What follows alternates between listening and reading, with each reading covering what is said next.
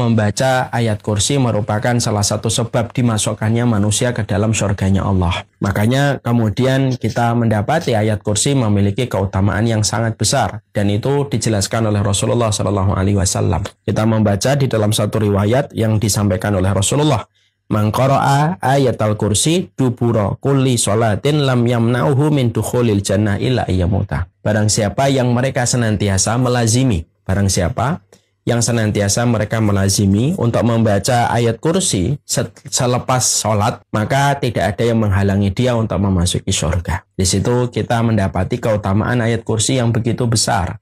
Sampai Nabi mengatakan siapapun yang mereka ketika habis sholat, mereka berzikir, lalu mereka membaca ayat kursi di dalam zikir mereka habis sholat, lam yamna'hu dukhulul jannah.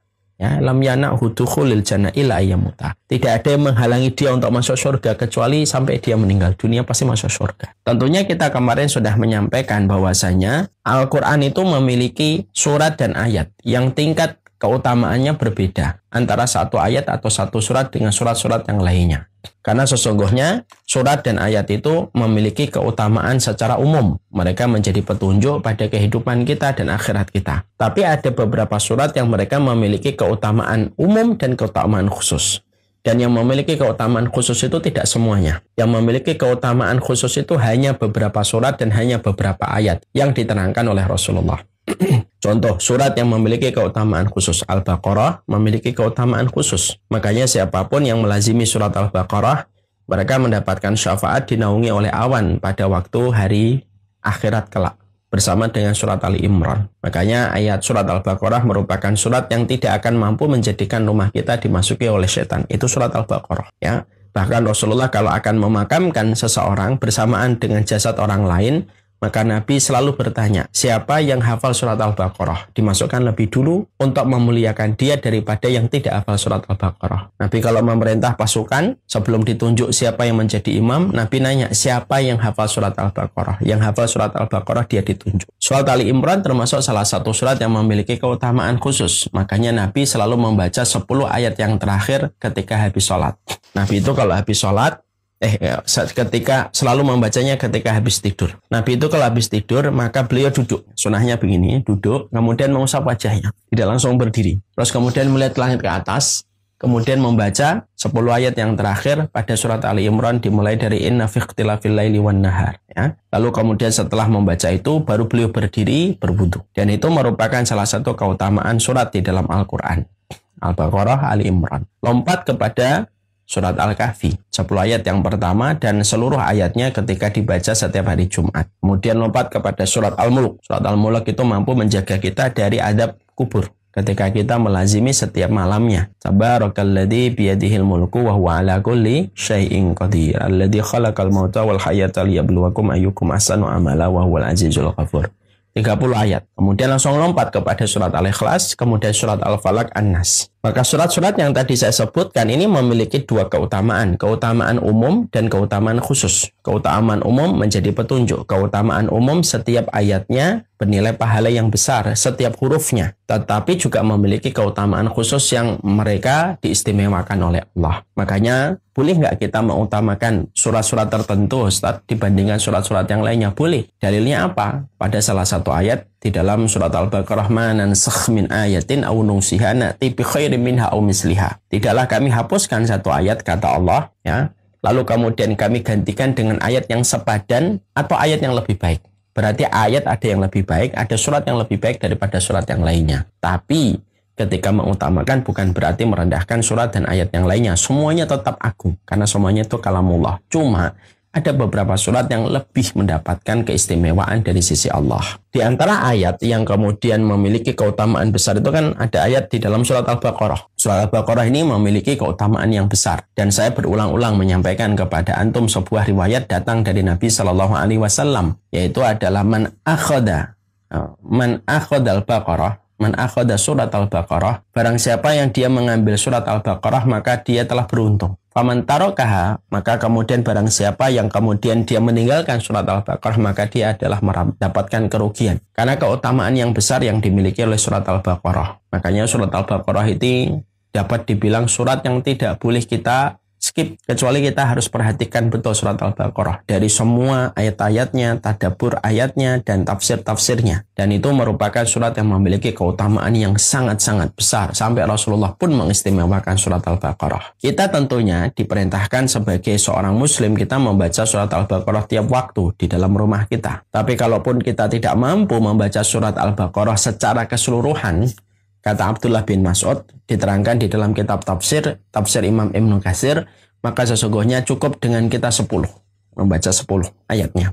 Yaitu adalah 4 ayat yang pertama, Alif Lam Mim Dzalikal Kitabul La Raiba Fihi Hudal lil Muttaqin alladzina yu'minuna bil ghaib, kemudian seterusnya, kemudian ayat kursi, kemudian 2 ayat setelah ayat kursi, dan 3 ayat yang terakhir. Maka kata Abdullah bin Mas'ud, kalau kamu pada hari ini tidak bisa membaca surat Al-Baqarah secara keseluruhan untuk menjaga rumahmu dari pengaruh setan dan pengaruh mara bahaya, kamu tidak mampu membaca seluruh dalam surat Al-Baqarah, maka bacalah 10 ayat. 10 ayat ini mewakili surat Al-Baqarah untuk melindungi kita dan rumah kita dari berbagai macam gangguan pada hari itu, satu hari. Yang menarik adalah, kata Abdullah bin Mas'ud, 10 ayat itu apa? 4 ayat pertama ayat kursi, 2 ayat setelah ayat kursi la ikraha fiddin, dan kemudian 3 ayat yang terakhir dalam surat Al-Baqarah. Maka di antara 10 ayat ini, kata Abdullah bin Mas'ud, mana yang paling utama? Ayat kursi.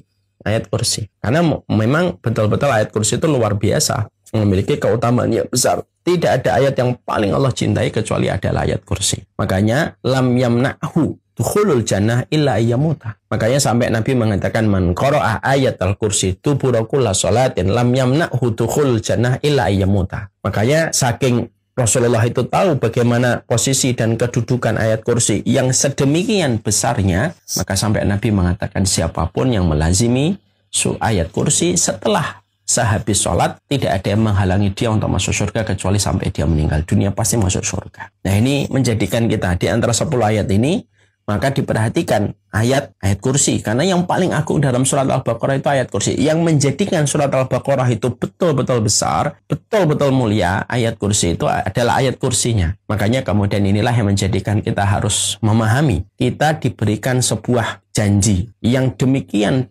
dahsyatnya, seakan-akan ini angin surga. Memang betul angin surga, yaitu adalah ketika kita melazimi ayat kursi. Makanya kemudian ayat kursi ini pun diakui oleh setan. Sampai setan pun mengakui keutamaan yang dimiliki oleh ayat kursi. Ya, makanya ada sebuah peristiwa kisah nyata yang kita jumpai, yang kita dapatkan ketika kita menjumpai Abu Hurairah yang bertugas untuk menjaga Baitul Mal pada masa Rasulullah SAW. Yaitu ketika kita menjumpai dan kita mendapati bagaimana Rasulullah SAW, bagaimana Abu Hurairah yang beliau menjaga Baitul Mal, lalu ternyata ada pencuri. Pencuri itu ditangkap sama Abu Hurairah. Ketika pencuri itu ditangkap, dia berontak. Nah, dia ingin untuk melepaskan dirinya dari tangkapan Abu Hurairah, tapi tentunya Abu Hurairah tidak melepaskan pencuri yang nekat mencuri Baitul Mal kaum muslimin. Ketika dia menyadari dia tidak bisa lepas dari tangkapan Abu Hurairah, maka pencuri ini berkata kepada Abu Hurairah, lepaskan saya dengan satu kompensasi. Saya akan ajarkan kamu ilmu. Yang mana ilmu ini dengan kompensasi kamu lepaskan saya. Abu Hurairah ini sangat gandrung sama ilmu, senang sama ilmu. Makanya Abu Hurairah kemudian menerima tawarannya. Oke, apa ilmu yang kamu ajarkan? Tidaklah kamu ketika malam beranjak untuk tidur, lalu kamu membaca ayat kursi, kecuali tidak ada yang mampu memberikan kemudaratan kepada dirimu pada malam itu. Setan tidak berkutik, setan patah itu panah-panahnya kalau kamu sudah membaca ayat kursi. Dengan kompensasi ilmu yang disampaikan pencuri itu, Abu Hurairah kemudian menerima ilmu itu, kemudian dilepaskan pencurinya. Pagi harinya Rasulullah tanya, tadi malam ada pencuri Abu Hurairah? Iya ya Rasulullah, betul ada pencuri ya Rasulullah. Apa yang dikatakan pencuri itu? Pencuri itu mengatakan kalau kita mau tidur, membaca ayat kursi, maka tidak ada yang mengganggunya dari para setan kepada orang itu selama malam itu dia membaca ayat kursi. Lalu kemudian Rasulullah SAW menjawab, memberikan sebuah sabda sebagai respon kepada Abu Hurairah. Shadaqaka wa huwa kadzub wa dzaka syaitan. Sesungguhnya apa yang dia sampaikan, wahai Abu Hurairah, benar. dia benar sodaqaka wa huwa kadzub, padahal dia makhluk mendusta. Kadzub itu sebuah mubalaghah, artinya hiperbola, artinya betul-betul pendusta dia itu, dan itu adalah setan. Nah, artinya dari hadis ini kita menjumpai bahwasanya setan pun sepakat keutamaan yang dimiliki surat ayat kursi ini demikian besarnya, sampai setan ini pun membeberkan rahasia ini kepada Abu Hurairah. Dan apa yang dia bocorkan pada rahasia ini ternyata dibenarkan oleh Rasulullah. Nabi tidak mengatakan dia salah, dia bohong, dia dusta, tapi Nabi malah mengatakan sodaqaka. Benar yang diucapkan itu benar adanya. Memang pada dasarnya setan itu tidak mampu mengganggu orang yang mereka itu membaca ayat kursi, dan inilah ayat kursi. Kalaulah para dukun, mereka memiliki mantra, rapel yang mereka ingat. Kalaulah tukang sihir, mereka memiliki abrakadabra yang mewujudkan apa yang mereka lakukan ketika kita melihat di televisi dengan konten-konten yang bohong. Maka orang mukmin itu mantranya itu ayat kursi, dan itu memberikan kekuatan yang besar, dan itu betul-betul menjadi sebuah kekuatan senjata yang Allah berikan kepada kita. Setelah kita mengetahui keutamaan dan kekuatan yang dimiliki oleh ayat kursi, di mana ini merupakan salah satu ayat yang mendorong kita menuju kepada surganya Allah, maka senjata itu tentunya butuh syarat dan prosedur supaya bisa menggunakan senjata ini betul-betul benar adanya. Karena kalau kita mendapati senjata, misalkan pisau, tetapi kita tidak tahu bagaimana melepaskan segelnya, maka pisau tetap akan menjadi sesuatu yang tidak bisa dipergunakan. Ada orang beli pedang, kemudian dia tidak tahu membuka segelnya pedang tersebut atau pisau tersebut. Apa yang bisa dilakukan pada pedang itu? Tidak bisa ngapa-ngapain, segelnya nggak bisa dibuka kok. Ternyata ada aturan-aturan detail yang dibuat oleh perusahaan yang membuat pisau atau pedang itu harus begini, harus diletakkan begini, posisinya harus begini, baru pedang itu akan lepas segelnya. Ternyata orang yang mendapatkan pedang, ilustrasinya, dia tidak memperhatikan prosedur ketika membuka segel pedang. Akhirnya pedang nggak bisa diapa-apain kecuali hanya perhiasan. Ya sudah digantung aja, tapi nggak bisa dipakai apa-apa. Bahkan memotong buah pun tidak bisa, karena tidak dibuka segelnya, dan akhirnya senjata tidak bisa digunakan sebelum dibuka segelnya, karena itu prosedur. Sama, orang yang berinteraksi dengan ayat kursi itu pada dasarnya ada dua. Ada yang mereka tidak mengetahui prosedurnya, tidak membuka segelnya, tidak mengetahui apa yang harus dilakukan untuk menjadikan senjata ini betul-betul menjadi kekuatan. Ada yang betul-betul membaca prosedurnya, memahaminya, lalu kemudian mentadaburinya, sampai akhirnya ayat kursi betul-betul menjadi sebuah kekuatan dalam kehidupan mereka sebagai hamba yang beriman. Ini betul-betul ayat besar, ini ayat-ayat yang betul-betul di dalamnya itu kekuatan. Dan ketika kita mengalahkan setan, kita sudah diberikan oleh Allah mantra, dalam tanda kutip, ayat yang bisa mengalahkan makhluk terburuk yang Allah ciptakan. Dan salah satunya makhluk buruk yang Allah ciptakan itu kan setan, ya kan? Memang ada makhluk-makhluk yang menjadi ujian bagi orang yang beriman. Makanya kan kita mentadaburi doa, a'udzu bi kalimatillahi tammah min syarri ma khalaq. Aku berlindung dengan kalimat Allah yang sempurna dari segala keburukan makhluk. Dan ketika keburukan makhluk itu adalah setan. Dan ketika kita menghadapi setan itu harusnya kita memakai kalimat-kalimat Allah. Karena setan tidak berkutik dengan kalimat Allah ketika kita menjalankan prosedurnya. Janganlah kita sebagaimana orang yang hanya menggantung ayat kursi di rumah kita. Ya, tulisan kaligrafinya ayat kursi kita pajang di rumah kita, tapi kita tidak ngerti. Dan kita tidak paham setiap arti pada ayat kursi itu. Maka ayat kursi itu tidak akan melahirkan kekuatan apapun. Karena kekuatan ayat kursi itu pada prosedur yang kita ikuti. Ya. Pada kewajiban yang harusnya kita penuhi. Ada sebuah kata-kata hikmah. Al-Madinatu la tuqaddisu ahlaha. Kota itu tidak mensucikan penduduknya. Artinya kalau ada kota dijanjikan banyak keutamaan, itu tidak secara otomatis menjanjikan setiap penduduknya itu akan mendapatkan keutamaan sebagaimana keutamaan kota itu. Contoh, orang yang tinggal di Mekah dan Madinah itu tinggal di satu kawasan yang betul-betul memiliki keutamaan yang besar. Karena apa? Tinggal di kota Mekah dan Madinah itu keutamaannya gede sekali, ya. Karena kesucian yang dimiliki oleh kota Mekah dan Madinah. Tapi orang yang menjadi penduduk Mekah dan Madinah itu tidak secara otomatis dia menjadi orang yang memiliki keutamaan. Tergantung bagaimana dia bermuamalah dan bagaimana dia beraktivitas di dalam Mekah dan Madinah. Karena apa? Tidak sedikit kita nafikan ketika orang tinggal di Mekah, Madinah tidak pernah ke masjid. Panggilan adzan ngobrol di restoran. Dia tidak pernah butuh ke Masjidil Haram. Dia nggak pernah berlari-lari menuju ke Masjidil Haram. Kenapa? Al-Madinatu la tuqaddisu ahlaha. Keutamaan kota, kesucian wilayah itu tidak mensucikan langsung otomatis penduduknya. Sama, ayat kursi itu kekuatannya besar. Sampai setan pun tidak berkutik melawan ayat kursi. Tetapi ayat kursi tidak langsung menjadikan orang yang membacanya itu langsung mendapatkan kekuatan itu. Sampai dia betul-betul mengamalkan dan sampai dia betul-betul mentadaburi dan memahami setiap kata yang ada di dalam ayat kursi. Dan dia memahami setiap kata yang ada di dalam ayat tersebut. Makanya inilah yang kemudian menjadikan kita pada part yang kedua, poin yang ke-25, kita kemudian membahasnya. Kita membahas apa sih kemudian tadabbur kita pada ayat kursi supaya kemudian kita memahami bagaimana ayat ini, bagaimana kandungan di dalam ayat ini, bagaimana tadabburnya, dan bagaimana merealisasikan kehidupan kita setiap tapak-tapaknya dan jalan-jalannya itu sebagaimana yang ada pada ayat kursi yang kita tahu, kita paham, kita imani bahwasanya ayat kursi itu memiliki keutamaan yang besar di sisi Allah. Maka kemudian kita mulai dengan sebuah ayat ya, bahwasanya Allahu la ilaha illa huwal hayyul qayyum. Ya, ayat kursi ini tentunya sebelum kita bahas tadaburnya, kita bahas dulu sebentar. Kapan saja kita mengucapkan ayat kursi? Ini penting.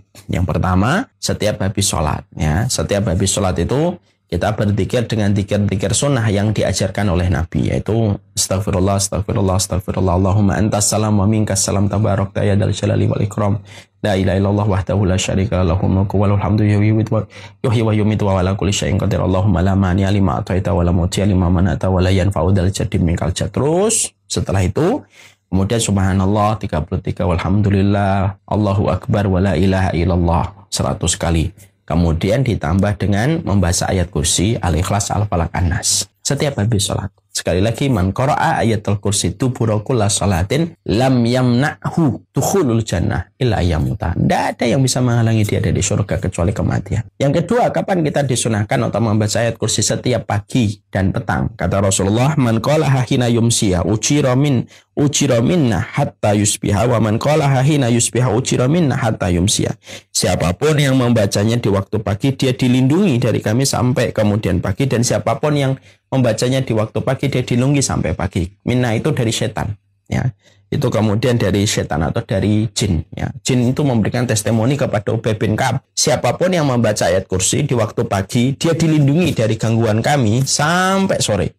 Siapapun yang membaca ayat kursi di waktu sore, sungguh-sungguh betul-betul mentadaburi, maka dia akan dilindungi dari gangguan kami, jin, dilindungi dari gangguan setan sampai paginya. Dan itu perkataan jin setan kepada Ubay bin Ka'ab ya. Itu diriwayatkan dalam satu riwayat dari Ubay bin Ka'ab. Itu menunjukkan bahwasanya setiap pagi dan setiap sore kemudian kita disunahkan untuk membaca ayat kursi. Yang ketiga, disunahkan membaca ayat kursi ketika sebelum tidur. Kemudian kita disunahkan membaca ayat kursi ketika kita sedang meruqyah diri kita. Yang terbaik di dalam meruqyah itu meruqyah diri sendiri. Itu yang paling baik. Jadi sebaik-baik ruqyah itu ruqyah diri sendiri. Sebaik-baik ruqyah itu meruqyah diri sendiri. Ya, tidak diruqyah orang lain. Kenapa? Sebaik-baik ruqyah itu adalah diri sendiri, Ustadz. Karena orang yang meruqyah dirinya sendiri berarti dia bersandar secara sempurna kepada Allah dan pasrah kepada Allah. Ya, jadi dia betul-betul pasrah kepada Allah, dia meruqyah dirinya sendiri. Ya. Dan di dalam meruqyah diri sendiri yang kita baca supaya mengusir jin-jin yang ada di dalam tubuh kita itu apa? Membaca ayat kursi. Terus membaca ayat kursi. Maka itu kemudian menjadi keutamaan yang dimiliki ayat kursi. Ketika kita menghadapi gangguan setan, bacalah ayat kursi. Ada tempat-tempat yang mengkhawatirkan, lalu tiba-tiba ada gangguan-gangguan yang diperlihatkan jin, setan ketika kita melewati tempat itu, maka kita membaca a'udzu bikalimatillahi tammah min syarri ma khalaq. Ya Allah, aku berlindung dengan kalimat-Mu yang sempurna dari segala keburukan makhluk yang diciptakan. Lalu membaca ayat kursi. Ada nggak tempat-tempat yang di situ memang dicurigai banyak setan dan jinnya? Ada. Tempat-tempat yang jarang terjamah manusia, ya kan? Kafur, tempat-tempat kosong yang lama, itu tempat-tempat yang dicurigai banyak setannya. Kamar mandi kita, makanya kita mengucapkan minal khubusi wal khaba'is, setan jantan dan setan betina. Maka salah satu di antara pelindung kita, covernya kita, perisai bagi kita ketika itu terjadi, maka membaca ayat kursi. Sekarang mari kita kemudian membahas ayat kursi, yaitu adalah Allahu la ilaha illahu. Ketika kita membaca ayat kursi, kita dituntut untuk memaknai setiap kata yang ada di dalam ayat kursi ini. Penggalan yang pertama adalah memberikan pelajaran kepada kita. Allahu la ilaha illahu. Artinya, seseorang itu harus mengimani bahwasanya tidak ada ilah, tidak ada Tuhan yang berhak disembah kecuali adalah Allah. La ma'budah bihaqqin illallah. Bahwasanya ketika dia mengucapkan la ilaha illallah, berarti dia harus nafikan semua peribadatan yang ada dalam kehidupan manusia. Dia nafikan semua itu. Dia cara berikan hidupnya dari semua peribadatan itu. Lalu dia berikan hanya kepada Allah yang wajib dan berhak untuk disembah. Karena yang berhak disembah itu Allah. Yang disembah di atas muka bumi ini banyak. Tapi yang berhak disembah itu hanyalah Allah. Dan ini merupakan bagian dari kekuatan akidah. Dari kekuatan akidah. Jadi betul-betul kita Allahu la ilaha illahu. Allahu la ilaha illahu. Berarti kita nafikan apapun, makhluk kita nafikan, semua apapun kita nafikan. Kemudian sandaran kita hanya kepada Allah. Yang menjadi sandaran dalam kehidupan kita hanyalah Allah. Yang kita sembah, yang kita berdoa, yang kita cintai, yang kita taati, yang kita niatkan. Setiap apapun yang kita lakukan dalam kehidupan itu hanyalah Allah. Bukan dunia, bukan sembahan-sembahan yang ada pada kerumunan hidup manusia. Ada yang menyembah fulan, ada yang menyembah apa, ada yang menyembah ini.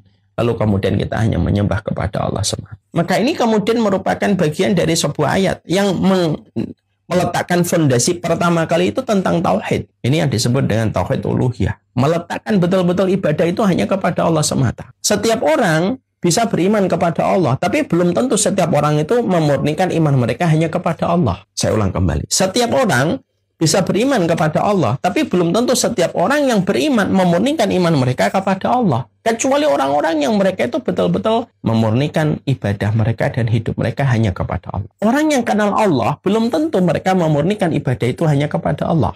Mari kita ambil sebuah kisah. Orang-orang jahiliyah yang diperangi oleh Rasulullah, diperangi pula oleh Allah. Apakah mereka tidak mengenal Allah? Salah. Mereka mengenal Allah. Makanya anak-anak mereka banyak dinamakan dengan kata Abdullah. Contoh nih, nama asli Abu Bakar itu siapa? Abdullah bin Utsman bin Murrah. Kata-katanya Abdullah. Bapaknya Abu Bakar itu namanya Abu Quhafah. Beliau musyrik.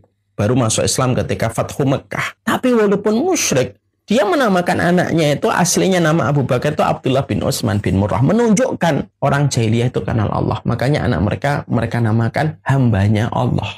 Ketika Ka'bah mau diserang, maka kita mendapati Abdul Muthalib yang menjadi tokoh disegani di sekitar Ka'bah. Diberitahu Raja Abraha datang dengan pasukan berkuda, dengan pasukan gajahnya, ingin menyerang Ka'bah. Maka pada saat itu ditanya sama pasukan dari Abraha itu, terus siapa yang kamu andalkan ketika kami akan menghancurkan Ka'bah? Aku serahkan Ka'bah ini kepada Rabb yang menguasainya. Siapa Rabb yang menguasainya? Yaitu adalah Allah. Dan itu diucapkan Abdul Muthalib. Bahkan kemudian kita menjumpai di dalam surat Al-An'am, Allah juga menjelaskan tradisinya orang-orang jahiliyah itu kalau mereka panen, mereka selalu membagi panen itu jadi dua. Jadi mereka panen itu jadi dua. Satu untuk keluarga mereka, yang separuhnya itu dibagi lagi menjadi dua. Jadi panennya nih 50% untuk keluarga mereka, 50%-nya dipakai untuk mereka sumbangkan. Yang mereka sumbangkan diterangkan oleh Allah di dalam Quran, yang mereka sumbangkan dibagi lagi menjadi dua. Yang satu untuk Allah, separuhnya untuk tokoh-tokoh kuncen yang menjaga berhala-berhala yang mereka miliki di sekitar Ka'bah. Kalau mereka infak untuk Allah waktu jahiliyah, berarti mereka kenal dengan Allah. Makanya kalau mereka ditanya, wala in sa'altahu man khalaqas samawati wal ard la yaqulunna Allah, di dalam surat Az-Zumar dikatakan, kalau kamu tanya sama orang-orang jahiliyah, sama Abu Jahal, sama Abu Lahab, siapa yang menciptakan langit dan bumi? Mereka, Abu Jahal, Abu Lahab itu pasti akan mengatakan la yaqulunna Allah. Mereka pasti akan mengatakan Allah. Tapi kenapa kok mereka diperangi oleh Allah dan Rasulnya? Karena mereka tidak memurnikan ibadahnya kepada Allah. Mereka beribadah pula kepada patung-patung yang mereka sembah. Nah inilah. Makanya kemudian yang membaca ayat kursi, kalau dia tidak memurnikan betul, yang menjadi awal dari ayat kursi adalah Allahu la ilaha illahu, maka berapapun dia membaca ayat kursi, tetapi hatinya berbuat syirik di dalam kehidupan, ketika mendatangkan tandingan bagi Allah, lalu tidak memperdulikan setiap peringatan dan petunjuk untuk memurnikan ibadah dan hidupnya hanya kepada Allah, 1000 kali bahkan 1 juta kali pun membaca membaca ayat kursi tidak bermanfaat ayat kursi itu untuknya. Kenapa? Ayat kursi tidak langsung secara otomatis mensucikan orang yang membacanya, sampai orang yang membacanya melaksanakan konsekuensi yang ada pada ayat kursi. Makanya inilah yang sering saya berulang-ulang berkali-kali di dalam banyak kesempatan. Allah itu tidak hanya mencari manusia yang baik, tapi Allah itu mencari manusia yang baik dan benar. Indikator barometer kebenaran seorang hamba ketika dia betul-betul memiliki akidah dan tauhid yang bersih hanya kepada Allah. Orang yang baik itu belum tentu selamat di akhirat. Masa Ustaz? Iya, sampai dia betul-betul beriman kepada Allah dan tidak melakukan kesyirikan. Itu yang diajarkan di awal ayat kursi itu. Tentang pokok fondasi paling penting yang menjadi inti dakwahnya para nabi dan para rasul itu adalah tauhid, memurnikan ibadah kepada Allah. Sebaik apapun manusia, kalau dia tidak mau untuk menafikan kesyirikan, lalu tidak mau memurnikan ibadah kepada Allah, semata dia itu beribadah kepada Allah, sujudnya, apapun hanya kepada Allah, maka sesungguhnya semua ibadah yang dia lakukan itu hanya dibalas oleh Allah di dunia kebaikannya, tapi tidak ada lagi balasan di akhirat. Karena balasan di akhirat itu membutuhkan indikator kebenaran supaya pahala kebaikan itu dibalas di akhirat. Abu Thalib. Mari kita belajar dari Abu Thalib. Abu Thalib itu apa kurangnya di dalam keimanan? Ya, Abu Thalib ini kemudian luar biasa di dalam kebaikannya. Tidak perlu kita ragukan bagaimana kebaikan dari Abu Thalib. Orang yang begitu luar biasa di dalam kesehariannya, membantu Rasulullah, mengorbankan semua kepentingan hidupnya untuk membantu Nabi. Tapi semua kebaikannya Abu Thalib itu hanya mendapatkan balasan di dunia. Semenjak dia merawat Rasulullah, banyak Allah berikan keberkahan di dalam hidupnya. Tapi tidak ada balasan untuk Abu Thalib di akhirat. Kenapa tidak mendapatkan balasan di akhirat? Karena balasan di akhirat itu bukan berbasic dengan kebaikan, tapi basicnya itu harus kebenaran.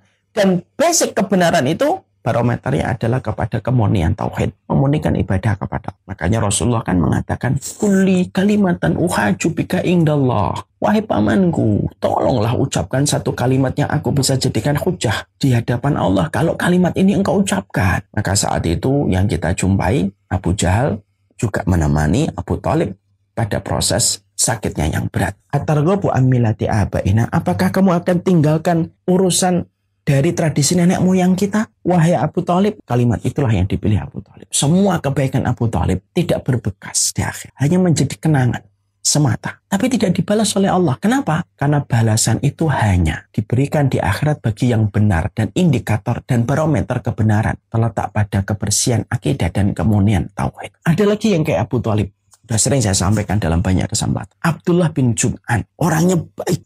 Abdullah bin Jud'an itu orang yang baik, hampir mirip dengan kisahnya Abu Thalib. Diterangkan, yukrid daif, yafukul ani, yasilur rahim. Ya, Aisyah itu ngobrol dengan Nabi. Aisyah itu bertanya sama Nabi, ya Rasulullah, sesungguhnya Abdullah bin Jud'an telah wafat.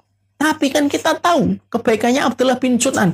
Yukrid daif, dia memuliakan tamu. Tidak usah kita tanya itu bagaimana seorang Abdullah bin Jud'an ketika memuliakan tamu. Bahkan dia punya piring besar khusus untuk memuliakan tamu. Yasilur rahim, menyambung tali satu rahmi. Yafukul ani, membantu orang yang membutuhkan bantuan, dia berikan bantuan itu. Tapi dia tidak beriman ya Rasulullah sampai kemudian wafatnya. Maka Rasulullah mengatakan, maka dia di neraka. Kebaikannya dia dibalas di dunia, tetapi tidak akan mendapatkan balasan di akhirat. Karena balasan di akhirat itu sangat tergantung kepada proses kebenaran manusia itu di hadapan Allah. Dan sekali lagi saya nggak bosan mengatakan, barometer kebenaran manusia di hadapan Allah terletak bagaimana akidahnya dan tauhidnya ketika dia memurnikan ibadah kepada Allah. Dan inti dakwah para nabi dan para rasul itu terletak bagaimana memurnikan ibadah kepada Allah.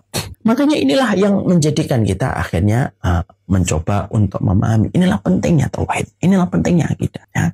Kenapa akidah dan tauhid sedemikian pentingnya, Ustaz? Ya karena ini merupakan bagian dari syarat yang Allah tetapkan dalam kehidupan manusia. Sebesar apapun dosamu, selama kamu tetap bertauhid, tidak pernah berbuat syirik, sebesar apapun dosamu, walaupun tinggi, menyentuh pintu langit sekalipun karena saking bertumpuk-tumpuk dosa dan kemaksiatanmu, tapi selama kamu memiliki la ilaha illallah, maka la ilaha illallah itu akan menjadi bitokoh. Dia akan menjadi kartu, di mana kartu ini akan menyelamatkan manusia di hadapan Allah. Dan bitokoh la ilaha illallah itu kalau diletakkan di satu sisi timbangan, maka seluruh dunia dan seisinya itu masih kalah berat dengan bitaqah la ilaha illallah. Karena kalimat la ilaha illallah itu kalimat yang besar. Itu kalimat yang disebut di dalam hadis Nabi dengan bitaqah la ilaha illallah. Kartu la ilaha illallah itu lebih besar daripada dunia dan seisinya. Itu kalau bitaqah la ilaha illallah diletakkan itu lebih besar daripada dunia dan seisinya. Makanya jangan sampai kemudian kita meremehkan kalimat itu. Itu kalimat gede, kalimat yang bisa menjadi sebuah jalan keselamatan. Kalimat yang kita hidup di dalam kehidupan ini, dan kalimat yang kita harus mati dengan kalimat itu dalam kehidupan kita menghadap kepada Allah, itu kalimat la ilaha illallah. Kalimat yang tidak boleh tercampur dengan kesyirikan, tidak boleh tercampur dengan perkara-perkara yang merusak, itu kalimat la ilaha illallah. Dan itu yang disebutkan di penggalan pertama ketika kita membaca ayat kursi. Allahu la ilaha illahu. Itu kalimat yang pertama. Padahal kita tahu ya, banyak orang yang membaca kalimat itu tetapi dia pergi ke dukun. Walaupun dia di rumah membaca ayat kursi. Dia meyakini tentang roh ini, tentang roh itu. Walaupun dia membaca ayat kursi. Dia kemudian memberikan ini, memberikan kemudian tempat-tempat kesyirikan. Walaupun dia membaca ayat kursi. Ayat kursi tidak mensucikan para pembacanya sampai para pembacanya yang mensucikan dirinya dengan memenuhi setiap prosedur yang ada pada kalimat. Ya, inilah pentingnya kita diajari pertama kali tentang ayat kursi itu penggalan pertama. Faedah pertama itu melandasi tentang sebuah kalimat tauhid. Dan ini perkara besar, ini perkara gede. Makanya kita masih ingat nggak di awal-awal dulu ketika pembahasan di sini halaman keberapa itu. Maka kemudian kita mendapati di awal-awal ini di halaman 42. Masih kalau ada ini dibuka nanti di buku. Di halaman 42 kita pernah membahas tentang satu hadis yang disampaikan oleh Rasulullah. Ada orang masuk neraka gara-gara lalat, ada orang masuk surga gara-gara lalat. Masih ingat dulu?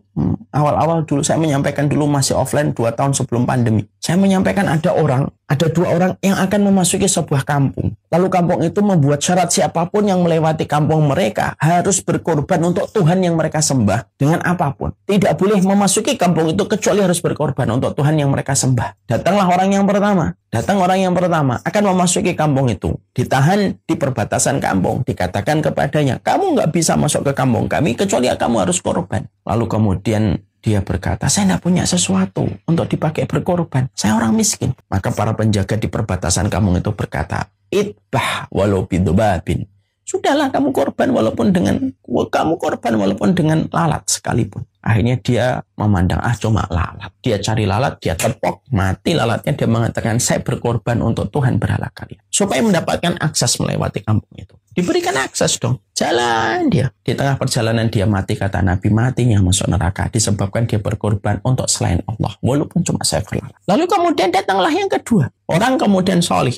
Akan melewati kampung itu, ditahan di perbatasan, dikatakan kamu tidak bisa masuk kampung ini kecuali kamu harus berkorban untuk Tuhan yang kami sembah, dan itu selain Allah. Dia mengatakan saya tidak bisa berkorban karena korban itu hanya kepada Allah. Perkataan ini menyinggung. Akhirnya penduduk kampung itu marah, kemudian menyeret dia, menyiksanya, dan akhirnya meninggal dunia. Lalu kata Rasulullah, gara-gara menolak berkorban untuk Tuhan berhala, walaupun hanya lalat, kematian dia menyebabkan dia langsung dimasukkan oleh Allah ke dalam surga. Inilah yang kita pelajari di awal-awal halaman 42.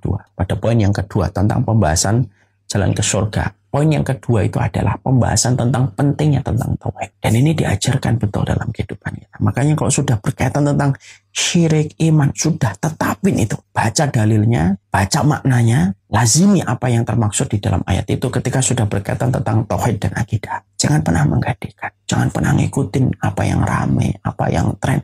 Ikuti tauhidmu, ikuti petunjuk akidahmu. Dan itulah yang termaksud dari apa yang kamu sering baca setiap hari. Allahu la ilaha illahu. Betul-betul kita itu diajarkan di dalam ayat ini. Kesucianmu akan kamu dapatkan ketika membaca ayat kursi. Kekuatanmu akan kamu peroleh ketika kamu membaca ayat kursi. Ketika memang betul-betul tidak ada yang menjadi basic dan fondasi kehidupanmu kecuali kalimat la ilaha illallah. Kalimat yang harus sering kita ulang-ulang. Kalimat yang ditalkinkan ketika orang itu mau meninggal dunia itu la ilaha illallah. Itu kalimat yang terakhir kalinya. Padahal Quran seluruhnya dari Al-Fatihah sampai kemudian An-Nas sedemikian banyaknya. Tapi ketika kita mentalkin, Rasulullah membuat intisarinya. Quran dari awal sampai akhir intisarinya la ilaha illallah. Itu intisarinya. Itulah yang ditalkin kepada orang ketika akan. Kalimat yang harusnya kita hidup untuk beribadah, tidak ada yang berhak disembah kecuali Allah. Hidup yang kemudian matinya dipersembahkan untuk kalimat la ilaha illallah. Karena di balik setiap kalimat itu ada bitokoh la ilaha illallah yang menyelamatkan dalam pengadilan Allah. Di balik kalimat itu, pintu surga tidak bisa menahan orang yang mengucapkan kalimat itu. Walaupun mungkin dia menjadi penduduk neraka terlebih dahulu. Tapi kalimat itu kalau betul-betul diucapkan, walaupun dianya masih banyak berbuat dosa, tapi dia tidak pernah berbuat syirik, neraka selalu membuka diri, pintunya kepada orang yang mengucapkan kalimat itu dan tidak pernah berbuat syirik. Kapanpun dia masuk ke dalam surga. Walaupun termasuk orang yang paling terakhir mendapatkan surga. Sebagaimana diceritakan dalam hadis.